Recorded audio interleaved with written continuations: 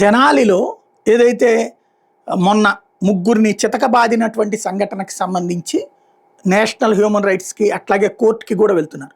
చట్ట ప్రకారం అయితే సంబంధిత అధికారుల మీదన చర్య ఉంటుంది, అట్లాగే వాళ్ళని అరెస్ట్ కూడా చేయాల్సి వస్తుంది.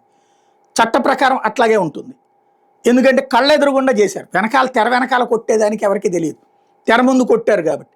ఇప్పుడు దీంట్లో సహజంగా ఏం చేస్తారంటే డిపార్ట్మెంటు ఓ విచారణకు ఆదేశిస్తారు. ఆ విచారణ సందర్భంగా పేపర్లలో టీవీలో వచ్చేటప్పటికి ఆ సదరు వ్యక్తుల దుర్మార్గాల గురించి భారీగా ప్రచారం చేస్తారు. ఇప్పటికీ జరుగుతూ ఉన్నది.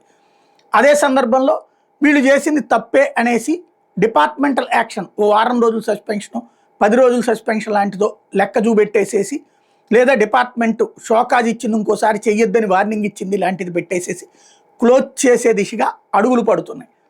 అంటే అప్పుడు కోర్టు అడిగినా, హైకోర్టు అడిగినా, లేకపోతే ఎన్హెచ్ఆర్సీ అడిగినా డిపార్ట్మెంట్ ఎంక్వైరీ చేస్తుంది అని చెప్తారు. అయ్యాక రిపోర్ట్ ఇవ్వండి అంటే ఇదిగో ఈ చర్య తీసుకున్నాం అని అక్కడితో క్లోజ్ చేస్తారు. ఇది ప్రస్తుతం స్ట్రాటజిక్గా జరుగుతోంది. అందుకని దీని మీద విచారణకు ఆదేశించామంటూ ఎస్పీ ప్రకటించారు. విచారణ తర్వాత తగిన చర్యలు తీసుకుంటామని చెప్పారు.